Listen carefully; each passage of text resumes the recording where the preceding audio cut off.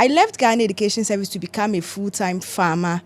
I would say because of I found passion in farming. I was a teacher because of my mom or because of my family. Man. The sellers or the vendors of these vegetables actually saw my garden, my backyard garden, and approached me. Wow. That's just how I went into commercial farming. Wow. When I left the Ghana Education Service to become a full-time farmer, some of my family members didn't actually receive the news well. I have seen people or I've experienced people who saw me in the morning in my farming outfits or clothing and didn't pay attention to me and later saw me in a very high hill and started giving me all the respect.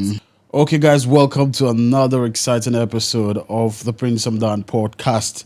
My name is Prince Amdan. Today, I have a very amazing young woman in the studio. She's one that inspires a lot of young people.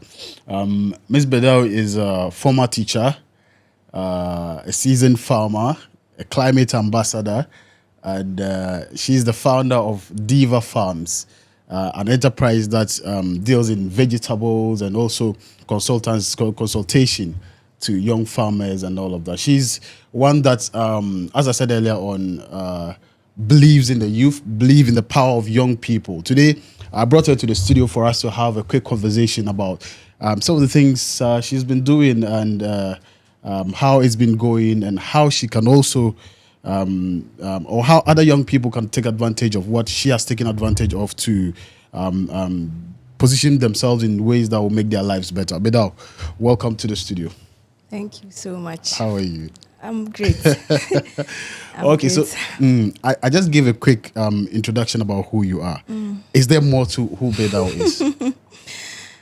Well, I think you did justice to that. Oh, really? Yes. Yeah, I deserve a round of applause.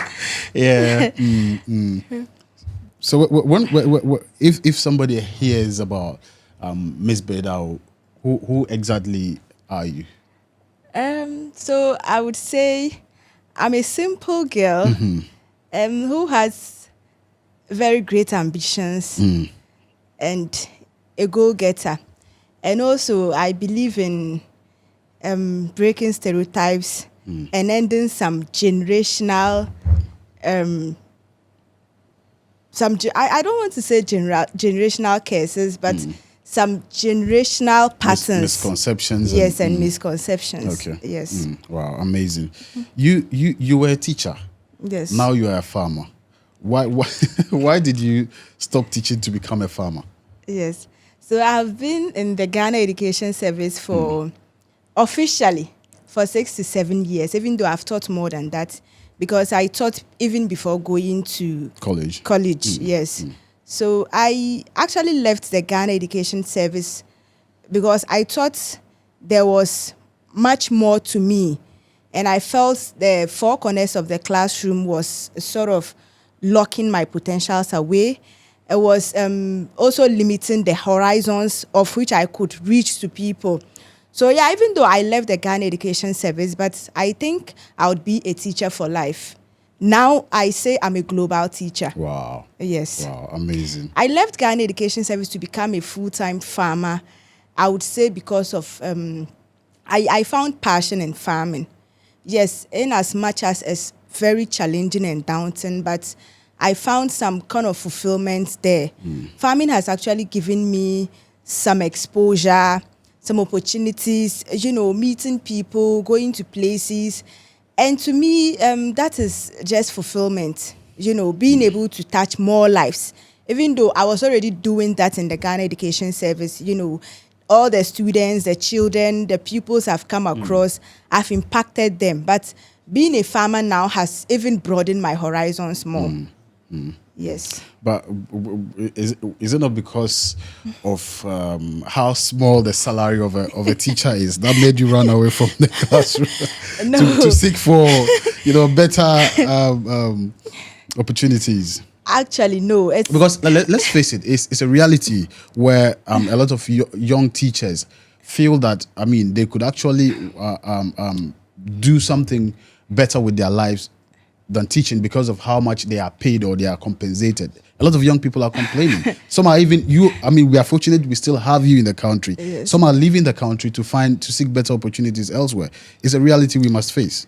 Yes, it's true, but that is not my case because I left the Ghana Education Service even the period or the time I was having some increment in my salary. Promotions. Yes, so I wouldn't say that it wasn't, the motivation wasn't about money. Like I said, it was just having this fulfillment. So even though I'm a good teacher, all the students I've encountered will tell you, I create magic when I'm in the classroom. But growing up, that wasn't what I wanted to do for myself. I was a teacher because of my mom or because of my family. Man. Oh, yes. man. Why are they doing this to us? Why are they doing this to us? I've been a teacher because of my mom. So, that passion wasn't there enough. I taught very well, as a matter of fact, but I wasn't so passionate enough. And teaching is such a way that that is why in this part of the world, mostly, I would say teachers are actually killing the future or the dreams of many students because most teachers are out there because of the money in it. So they don't have the passion. And teaching should be something you're actually passionate about. Because there are days you would wake up, not feeling even interacting with people, but you still have to show up in school. So, if you are not passionate about it, you end up transferring all your emotions on these poor pupils. And quite aside from that, there are other things you should do as a teacher to just, as outside the curriculum, to help the students. You are not only teaching them what is written on papers, like you're also trying to teach them, life, what life is about. So all these things, if you are not passionate about the job, there's no way you would go that extra mile to actually help give your best. Yes. Yeah. So I got to a point where I felt the passion wasn't there. Some policies of the Ghana Educational Service wasn't favoring me. And I'm sort of someone, if I find myself in an institution where I'm not able to communicate my feelings, where I think my thoughts cannot easily be aired out, it's extremely difficult for me to function well there because I'm very outspoken. Yeah, so all those policies, coupled with the fact of some characteristics of some teachers, there were so many wrongs out there. Things I used to see, but I couldn't openly talk about them. How teachers, the lackadaisical attitude of teachers towards work, all these things. And lastly, I felt that there are people out there who actually need this job. So when I started my farming career or my entrepreneurship journey, I got to a point where I realized I actually needed to give it my all.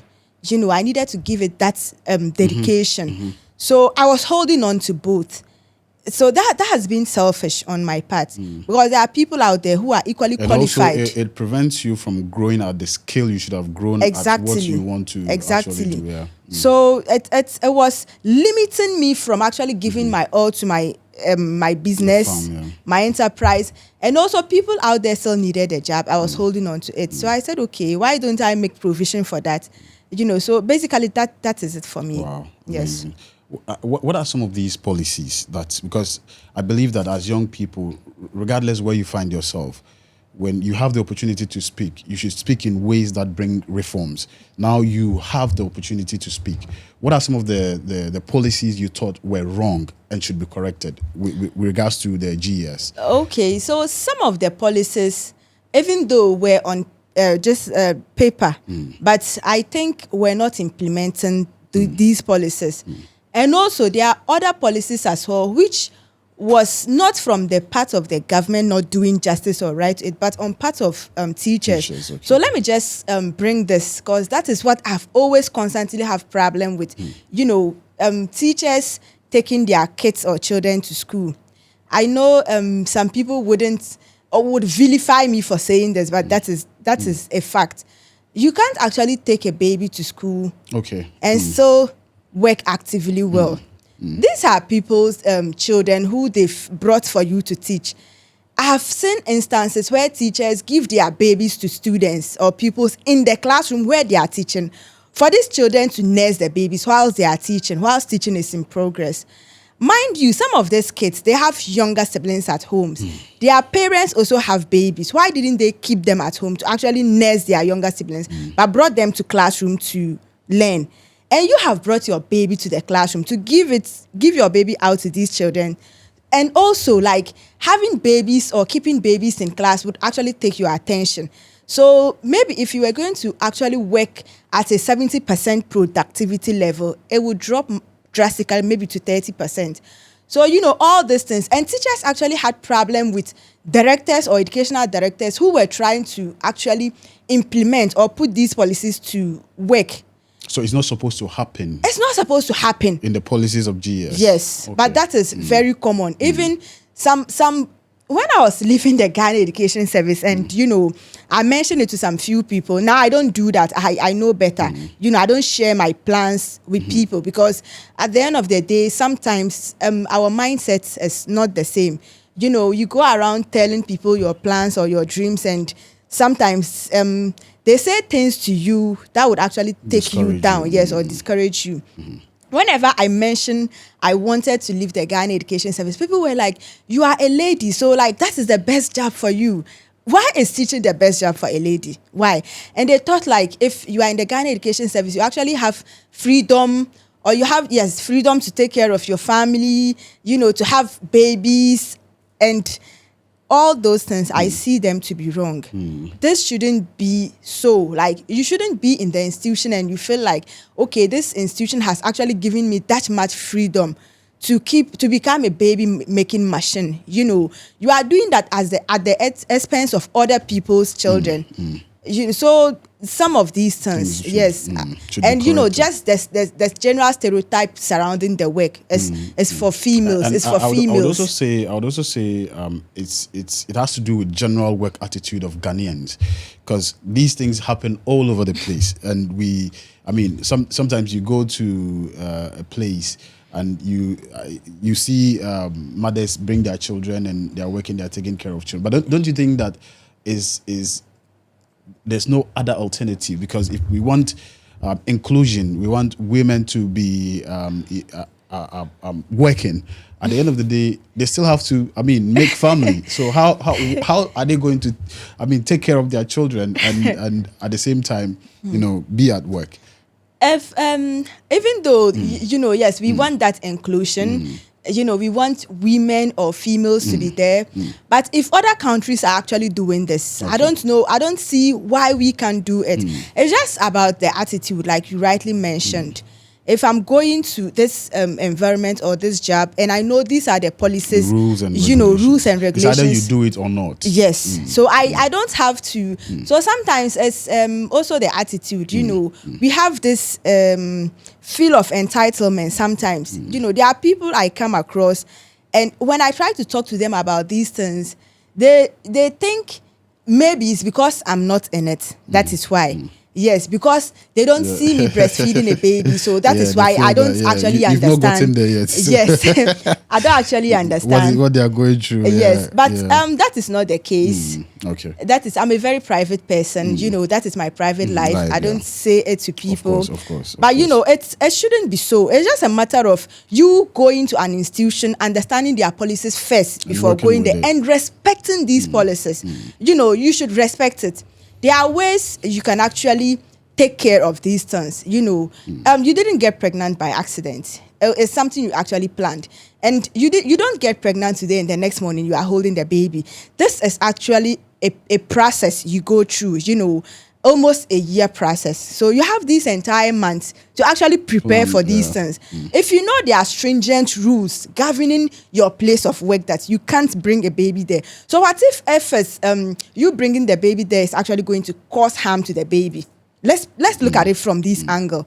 You bringing the baby there is going to cause harm to the baby. Trust me, people would find, or mothers would find ways and means to cater for the babies without taking them to that environment. Okay. So it's just a mindset. Right. Okay. So let's come back to Diva Farms. Okay.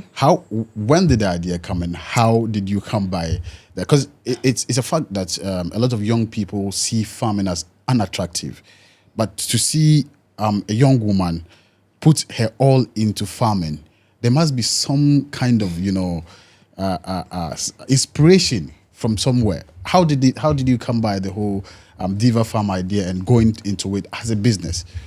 Okay, so growing up, I've had a little experience with farm works. I think farming actually helped when it comes to my education. It helped me to pay through my education. Yes, I grew away from my parents. So where they nurtured me, we used to do these things as kids. Farming seasons, we used to go to people's farms and work on it. So I have a little experience when it comes to that. And also, I've also seen or testified to how farming has actually helped me. Because when I was in school, these were the things I used to do to actually cater for some things. Quite apart from that, I have been farming for some years before I came public, or I came to the spotlight with it. But it wasn't actually vegetables.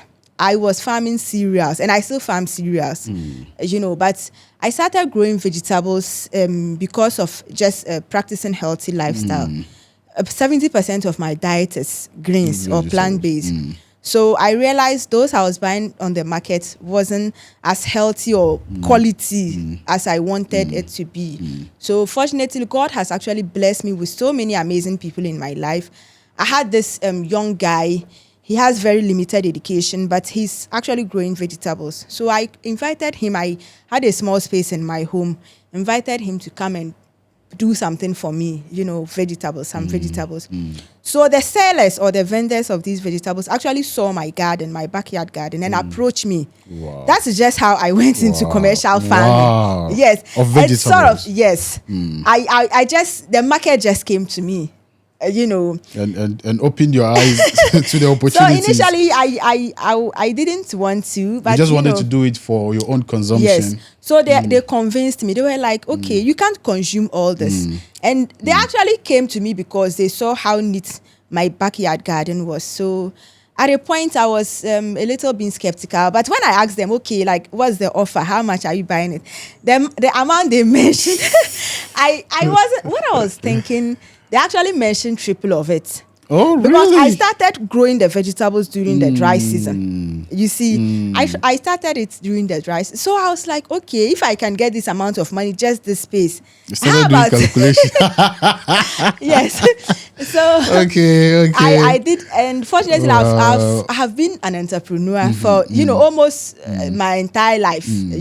My young life till now, I've been an entrepreneur. I've sold so many things or hawked so many things. Yes, so I have experience when it comes to marketing. I've said it that if I sell something to someone and you don't buy it, it means you don't have anything. Because I am very convincing when it comes to marketing things or selling things. So I said, okay, I sat down. By then I was managing my clothing business, Blazer Plug. I sell official suits, but thrift, pre-owned ones. So I'm also sort of a fashion enthusiast. So it's very, you can see. I love dressing up. So I think that's what actually sent me into the fashion business. Yes. So I sat down and I just made some analysis, and coupled with the fact that I already was a youth worker. I'm the programs director for SEDAF Ghana, which is a non-profit, and it has given me so much experience when it comes to working with youth, just generally empowering young people. So I think that has been my mindset. Whatever I'm doing, I try to get that aspect of it. It's not just about making profit, but also empowering young people, helping other people. Yes, so that's how come Diva Farms came into light. Just it was by accident, but in the process, I also found passion doing it. Conscious accident. Yeah. Yes. So because you said you used to farm cereals. Was that one? In commercial quantities, or yes, it's also on commercial quantities. Okay. Yes, okay. It's on commercial. But you still do that as well. I still do that as well. How big is the farm? So I have about 27 acres. Wow. Yes, growing cereals. Wow. Yes, I have about 27 acres, and I'm looking at scaling up. Yes, I'm looking at scaling up. It's yellow maize. Yellow maize. Yes. Okay. Yellow maize. Just the maize. Yes. Okay. The yellow one to be precise. I sell to this in poultry feed makers. Yes, so I grew the yellow one. is farming really that profitable? Because I ask because there are lots of young people looking for jobs, especially in the north here, but we have so much land. At a point, I feel maybe it's not profitable. That's why people don't really people are not really paying attention to it. So since you are here, I think you'll be the best person to tell us. Yes, farming is profitable, but just like any other work, you have to be very strategic. And also, we are now in a fast-paced, evolving world. You know, where sometimes even information you had or knowledge you had yesterday becomes irrelevant today. So you have to constantly keep upgrading yourself. So farming is very profitable, but you have to be very strategic. You know, you have to actually consciously learn it. Farming is a skill any other person can actually learn.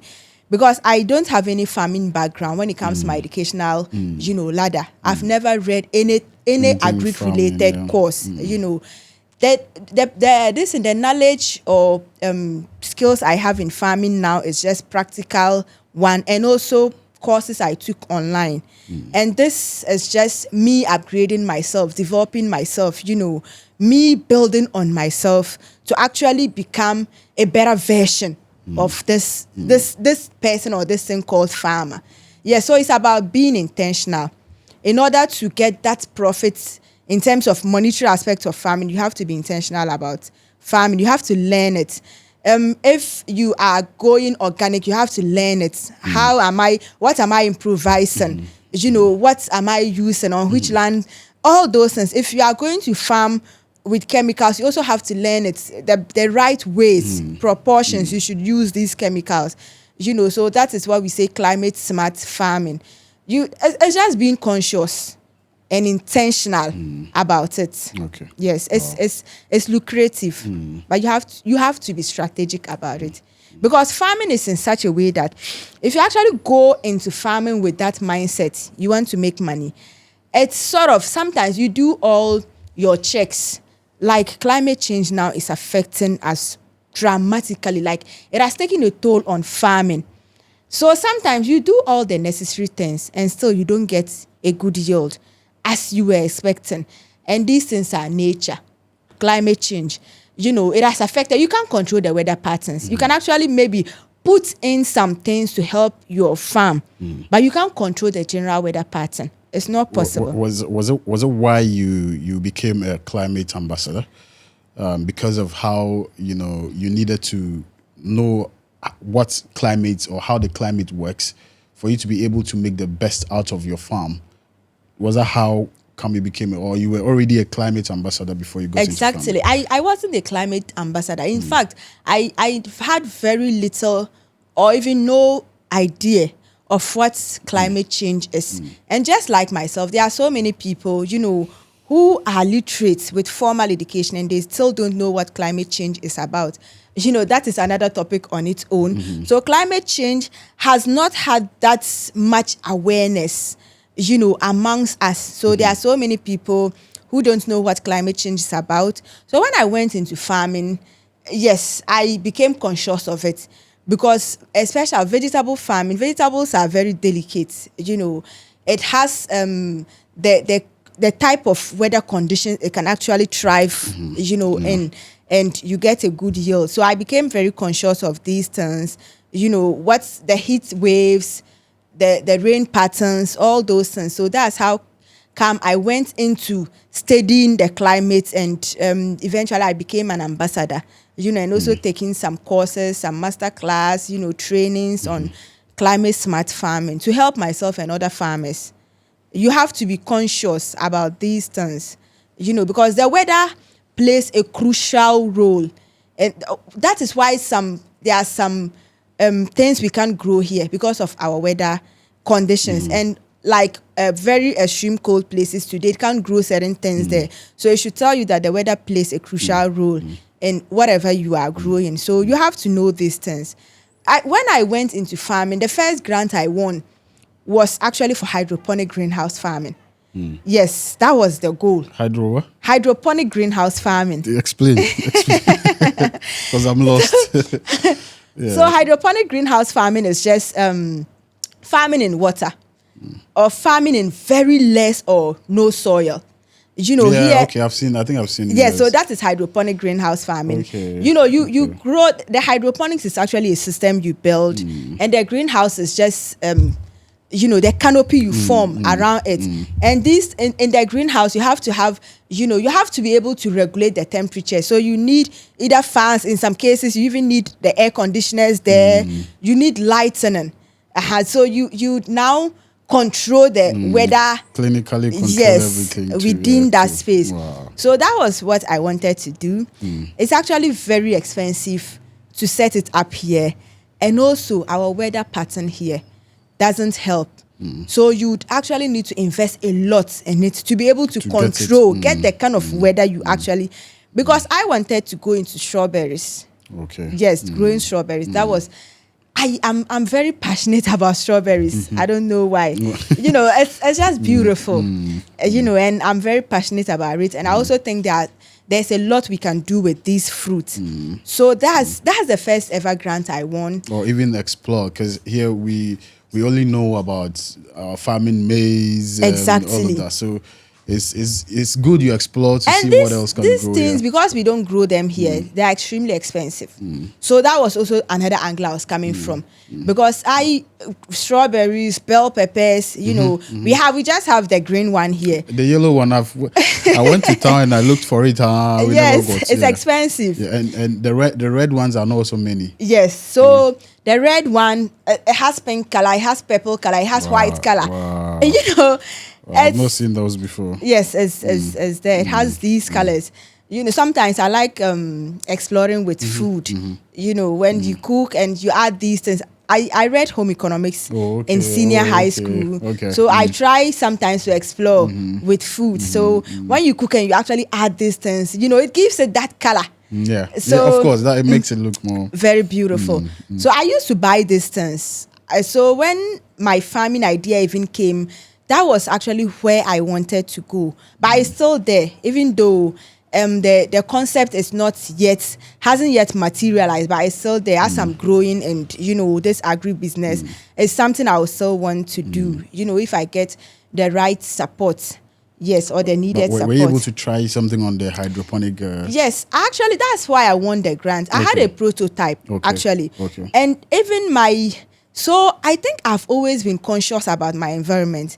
So I think unconsciously, I've been a climate change activist, but this is something I didn't know. People who know me would tell you that I don't use a normal ladies' handbag. I have tote bags I use. So these tote bags, sometimes people say I live like a white person. This place, when they want to insult you, they'll package it like that. So I don't use these normal ladies' handbags. I use the tote bags. When I buy things, I don't take plastics. When I buy something, I don't take rubber. I just open my tote bag and they put it in it. Because even at home, I don't want plastics around me. When you take these things home, it just filters your house. So even though I didn't even know about climate change or plastic soup or plastic pollution, but this is something I didn't want for myself. So that's why I said I've been a climate change activist and I didn't even know. So quite apart from that, I tried to explore with plastics. So my hydroponics system, I used, it was a small one. Unfortunately, it got destroyed. It was a small one, but I used plastics, bottles. We've drank the water, the minerals bottles, which was just at home. I used it to actually build the small or miniature of a hydroponic system. And I tried growing mint in it, and it worked. Wow. Yes, it worked. So that's how I won the grant. I was thinking, even if I'm going to build a sizable hydroponic system, it's going to be from plastics. So recycling, So basically that has been it. Let's come to still on the profitability of farming. But before that, I would like to thank Nafsar Clothing for being a sponsor of this video. Nafsar Clothing are into abaya. They sell abaya. As you see my sister looking so beautiful. They sell abayas and modest wear. They are based in Dubai. Their products are very affordable. So if you want to, and you know we are in Ramadan, so if you want to have some beautiful abayas for yourself, you can, or to even sell, you can call them on the numbers for them to give you a very good deal. All right, so let's say I have, or an acre of vegetable farm. How much profit can you make from, like, I don't know if the analogy makes sense, but then, like, say you have an acre of vegetable farm, how much profit can you make, and in what are the timelines to it?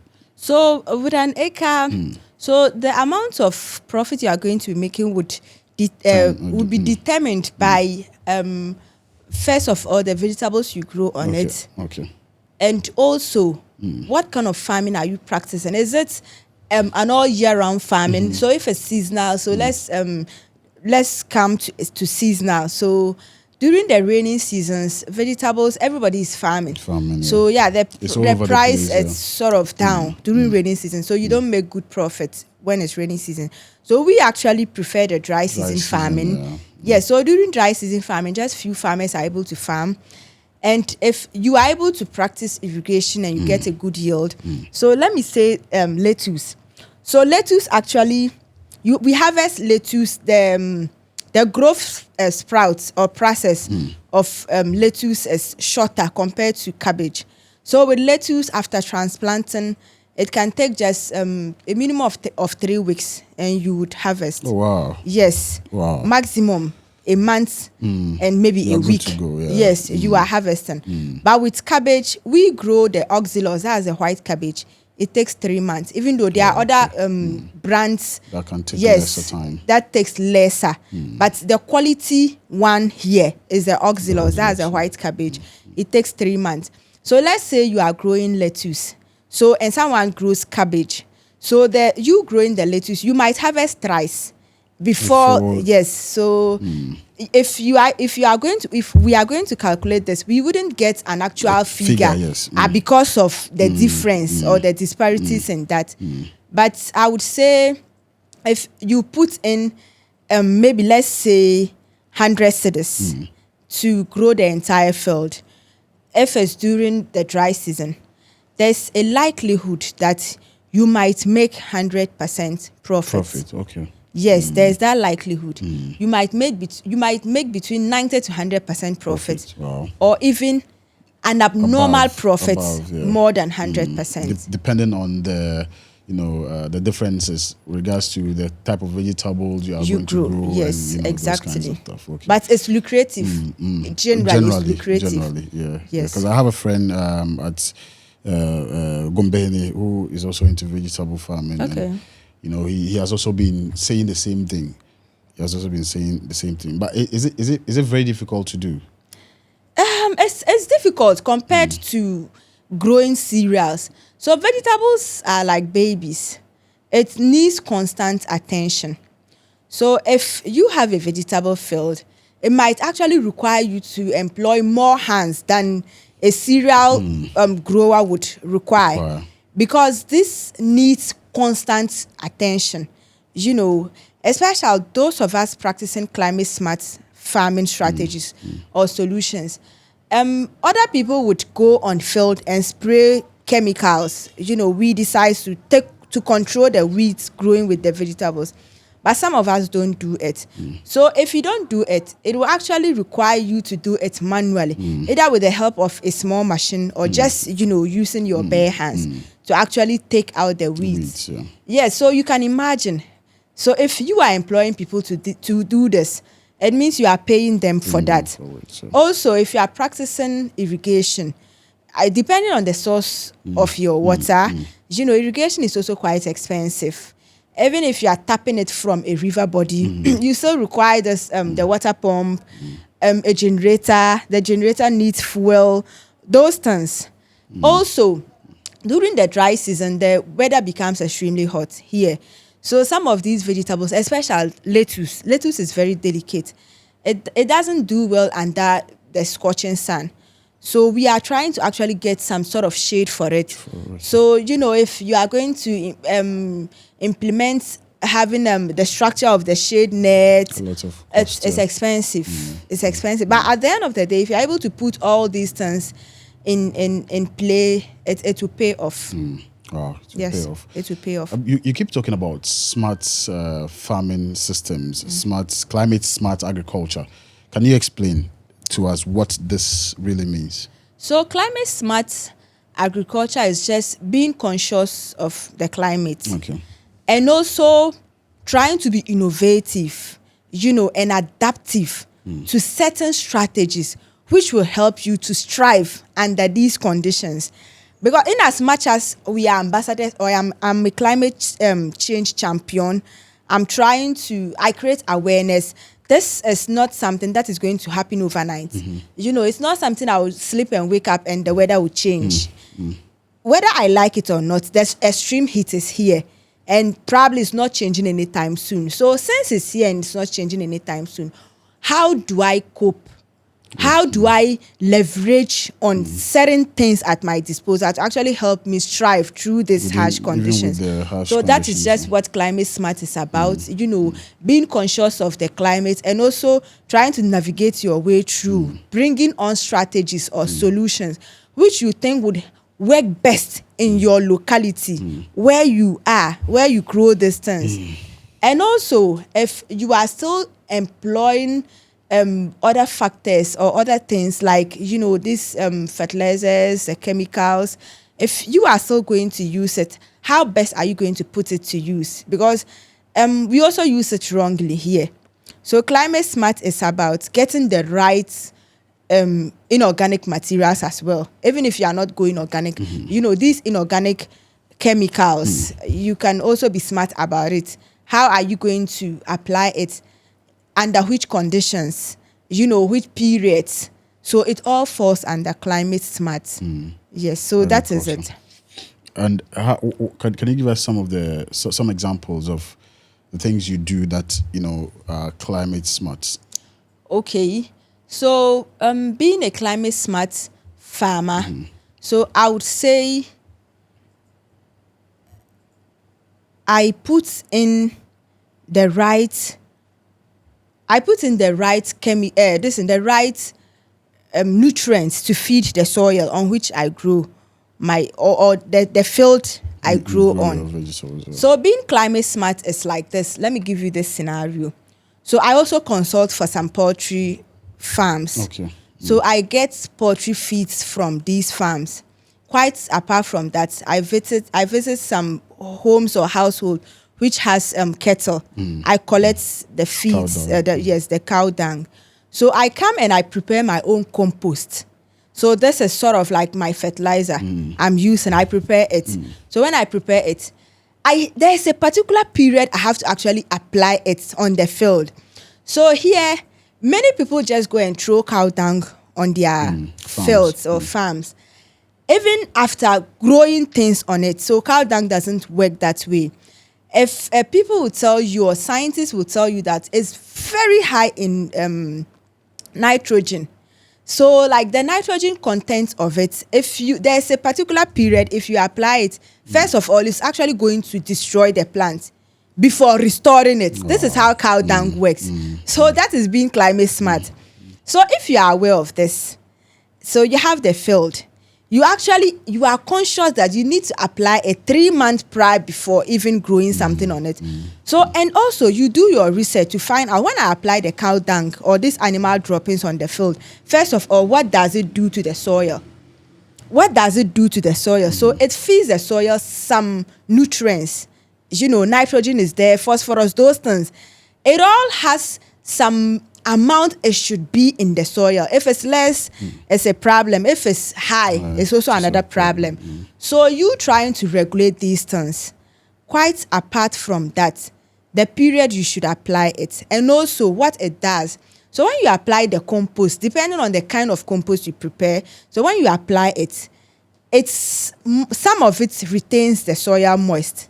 That is what so you don't only get a good yield, but it also helps the soil. Yes. So it retains the soil moist, which in turn would help, the topsoil, cover the topsoil. So apart from applying these things, we also have the cover cropping system, which is also a climate smart way of farming. So I grow my vegetables and I come and put in sweet potatoes at the side. So that is cover cropping. So the sweet potato actually, it's a creeping plant. So it protects the vegetables. So sort of like it's forming a canopy. So if I'm not even able to put in the right shade net, this sweet potato is actually helping. So that is being climate smart. Wow. And also the sweet potato itself helps in retaining the soil moist. So when you grow sweet potato aside your vegetables, it helps retain the amount of moist in the soil that will help the vegetables to strive for. So these are just few examples of climate smart farming. Yes. But how are we able to translate? Because we have a lot of peasant farmers and people who are not too much or understand some of these things. How are we translating these things to help all of them be able to transform their themselves from what they used to do to what is best for them now? So I'm always truthful when it comes to this thing. So it's a long walk, but we are on the journey, or we are in the process. So on platforms like here or like this, we create the sensitization. Okay. We try to educate people. Other times we go on field. As a climate change ambassador and an activist, I go on field, try to engage farmers. Just last week, SEDAF Ghana was at Tali on a charitable mission. But even before we did the donations, what we did was we engaged the farmers of Tali. So when we engage the farmers, most of the time I try to make it a dialogue, a discussion. I don't know it all. So I try to make it a discussion. And when I started talking, they were very impressed and so happy. They also shared what they also know about this. And so, these are the chances or the opportunities we take. We talk to farmers. We try to educate them and also make them see the reasons why. Because sometimes we go on field, you mention climate change and farmers don't know what that is. But bring them back to reality. Yeah, so that's how my climate change activism has been. I try to build resilience in the marginalized communities. I engage these indigenous people, try to communicate climate change in their languages, communicate it in simple terms. Because most of the times, either I'm encountering the indigenous people and the served communities, people who don't understand English, or other times I'm speaking with kids. So I don't have to be very ambiguous when it comes to that. I don't have to use, these big jargons that they don't even understand. I just try to bring it to their levels. Last week, I asked a kid what emission is, and she didn't know. It's not even her. But even I can ask an adult what emission is. But ask them smoke. This is something everybody sees, experience, So that is what we do. We go on field and just basically educates the farmers. Amazing. Because sometimes even we educate them on the needs to also plant trees on their farms. But they will tell you that this is what they know. When you plant trees on your farms, that it actually drains the moisture content of the soil. So yes, this is what they know. But this is how climate smart actually comes in. So if you think it's draining the moisture content of the soil, what then do you think you should do? Because even if the trees on the field is also form some sort of canopy, shade, you get good air there, oxygen. So now, if a farmer tells you that, it means that particular land to even begin with, it doesn't have enough moist in the soil. If it has enough moist in the soil, the tree cannot drain that. So these are the educations we give. Great. Okay, but now, what are some of the challenges you face as a young farmer and an entrepreneur? What are some of the challenges that you face? So some of the challenges I face as a young farmer, I would say getting the right platforms. the right connections, the right networking. Funding, I wouldn't mention funding as number one, because when you get the right platforms, the right networking and connection, the funding would come through that. So just getting the right platforms first off. So when you find these platforms, you get opportunities from these platforms.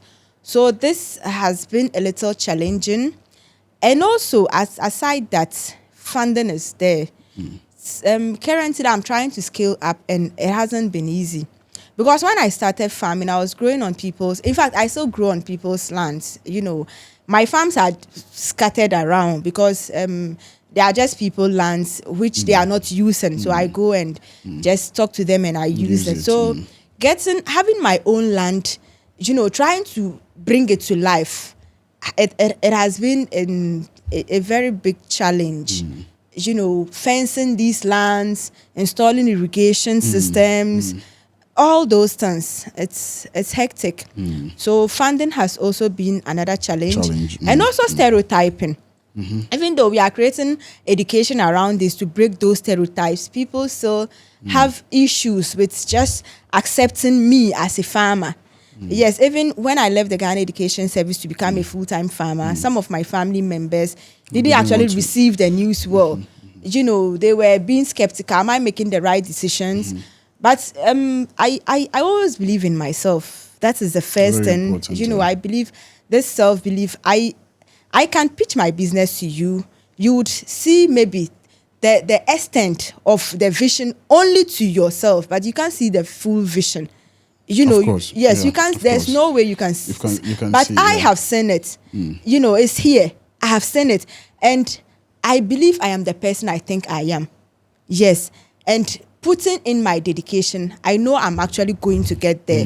So it has not been, the stereotyping is there. You know, people feel like you've been to school, you've wasted your money and resources. You know, why would you pass through all this education and still come to be a teacher now? You want to go and still come and be a farmer? You know, they think farming is actually for people who doesn't have education. You know, poor people, dirty people, men. All these stereotypes. So the stereotyping too is another challenge. And another thing is that I know you're very young, because here I think they ascribe success to people who are old. Do you get that? Do people take you serious as a young, passionate woman? Because this is experience I have myself. You know, people see you, they feel that for you to be successful, they have to be seeing some older person or something like that. We don't see a lot of young people doing very well in their businesses and all of that. Does that affect you? So that is where the stereotyping actually comes in. You know, don't judge a book by its cover. So sometimes the first instance, people would see you and the first perception they have about you, not until you actually engage them, and you would have that respect. You command that respect and have their full attention. Sometimes when they see you, and also this part of the world, we actually use people's appearance, you know, the outfits you put on, those kind of things to judge them, which is very wrong. There are instances, sometimes I look very different in different outfits, and I'm very versatile when it comes to fashion. I have seen people, or I've experienced people who saw me in the morning in my farming outfits or clothing, and didn't pay attention to me, and later saw me in a very high heel and started giving me all the respect. You know, that shouldn't be so. This is who I am. I am this person even without these clothing or these outfits. So it all boils down to the stereotyping. You know, people see you at first and they don't take you serious. They don't even give you that attention. So you engage them and they realize, you know, you are a powerhouse. And they give you that attention, yes. So it's there. I experience it a lot. But people like you, have you seen a lot of people like you? Are you getting, you know, a community, a movement that would? Because right now, as you keep saying, climate change is here, and it has to take people like you and a lot more others to be able to drive that change we need to.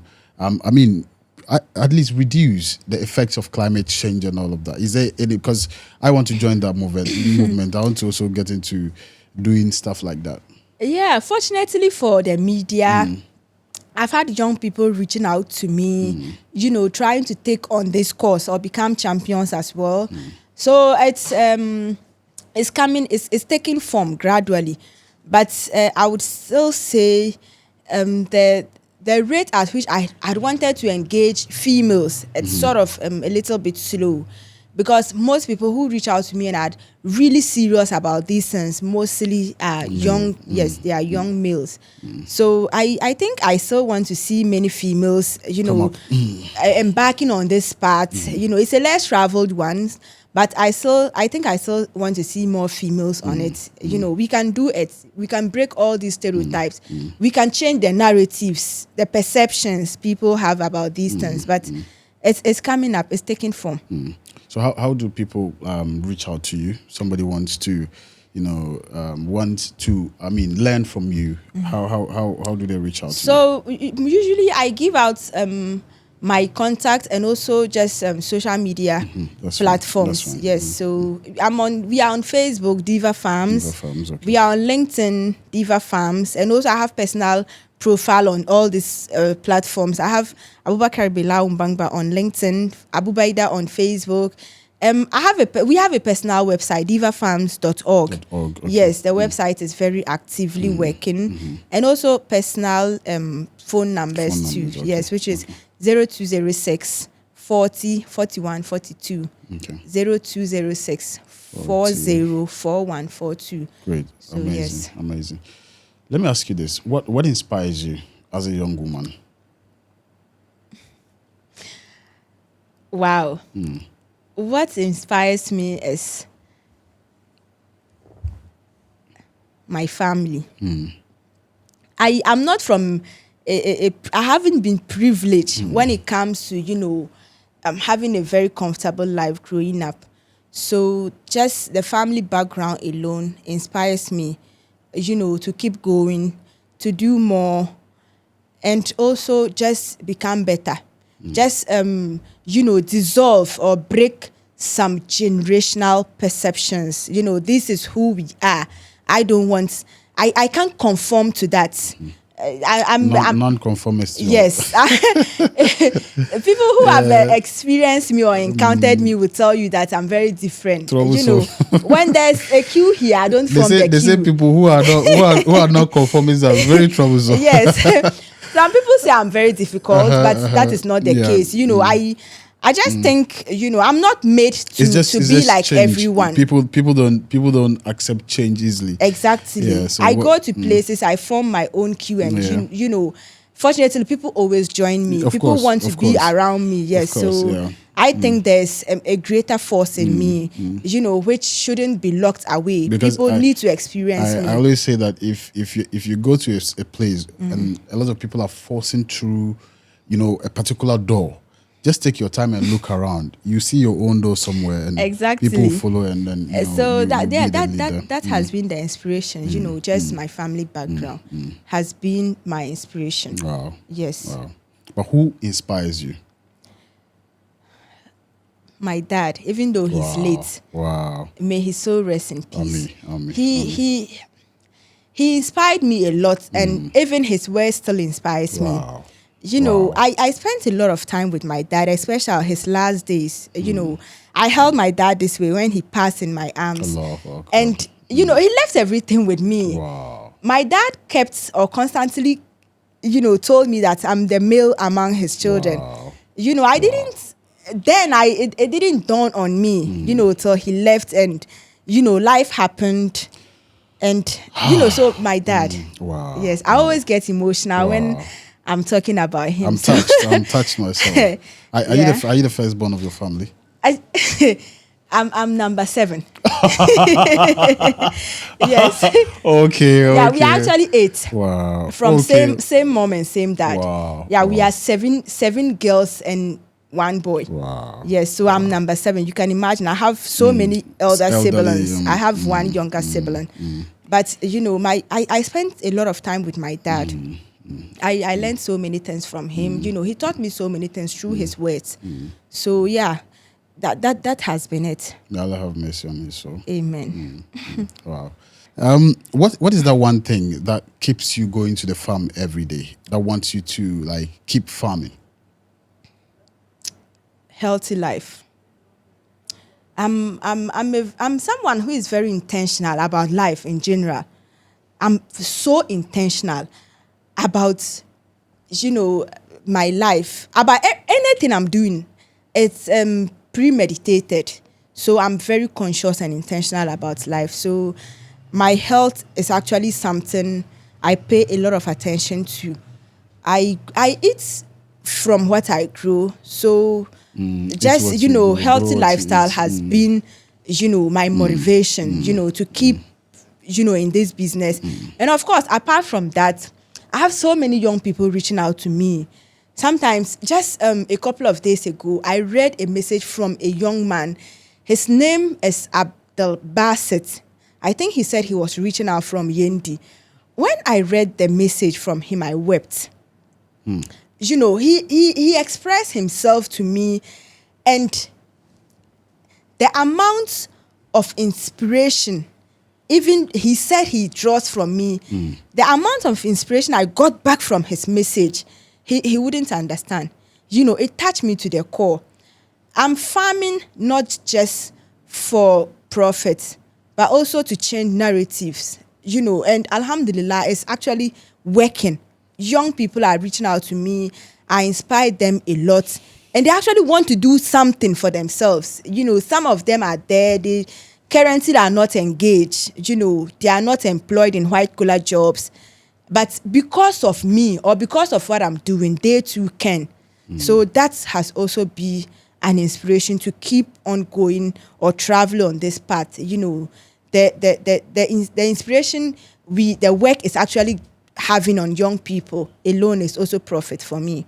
You are an advocate for young people. Yes. Do you think that Ghana has good opportunities for young people? Because there are lots of people who just want to, like you say, Jack, everybody wants to move out of this country because of how hard things are and all of that. But here you are doing something different. Do you think Ghana, can work or will work for young people? There are a lot of opportunities here. A lot of opportunities. Sometimes I travel out and I come back and people are asking me, Charlie, what are you returning for? Like, what are you coming back for? Because they feel like these places we travel to has better life offers to give us. It's just so unfortunate that our systems are not working here. If not in terms of resources, we are top notch. But it's just bad leadership. The systems are not working. If not, the developed countries doesn't have in terms of resources. They don't have more than us. They don't even have close to what their we have, health systems are working. All the systems are working. All the systems are working. So that is why we actually see them. In 2015, South Ghana had this project. Is Europe the land of honey and milk? That was the theme. It was around immigration. Especially illegal immigration. So, we delved into this. I encountered people, and Europe is not the land of honey and milk. There are people who are struggling there. Yeah. Yes, the first time I went to Italy, I encountered a particular area of Italy, and I told my boss that this place looks like Circle. And as a matter of fact, Circle was better. Better, yeah. There are people in Europe who are sleeping in bushes, who are sleeping outside in the open, in the wild. So what is making the place better than here? There are people there who actually just want plane tickets to come back home. So, young people, it's just about constantly learning. Like I said, we have to be intentional. You have to learn. We spend so you would find opportunities in the process of learning. Because you go online, there are so many people who are online doing other things, but they are not actually doing research. There are so many opportunities online. Social media or the online presence has actually come to help us. It has a both negative and positive aspect. So if you want to channel that energy to the positive aspect, there are researches you can do online. Also just tap into different perspectives and make it work for you. So I would say there are so many opportunities here for young people. It's just a matter of, going out there, finding the right one for you. Yes. Wow, amazing. What do you have to say to young people who are watching you right now? What are your last words? So my last words to young people has always been the same. First of all, believe in yourself. This is very, very important and key to your success. If you believe in yourself, any other person would believe in you. Apart from that, find your purpose. Don't be all over the place. Last year, I participated in so many programs and it took a toll on me, psychological, emotional, physical. So this year I said, I am being selective. The programs are there. I'm qualified for all. But is that actually what I want to do? So, you have to be very intentional. Yes. Find your purpose and stick to it. Absolutely. Be dedicated to it. You have to show up. It's important. There are days we wake up and we don't even feel like doing anything. But still we have to show up. That is the dedication. Yeah. I remember I keep posting this picture every year. Yeah. It was a picture of a guy like who obviously he's either not, he doesn't have the right clothes to wear because the shirt he was wearing was very like wrinkled, dirty, like some kind of like some trousers, some dress, yes. that kind of thing.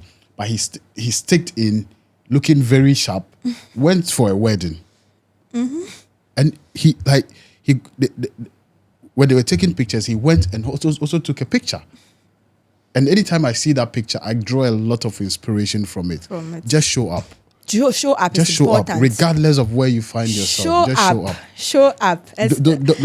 It's powerful. This has helped me a lot. Yes, just show up. Show up. Yeah. Yes. Maybe somebody might just see you. Definitely, you will be noticed. Wow. Yes. Amazing. Thank you very much for coming. This has been an amazing conversation. Thank you for having me. You very much. I'm so grateful. All right. Guys, thanks for watching. I hope you have drawn some inspiration from this amazing, beautiful young woman. She's doing amazing stuff.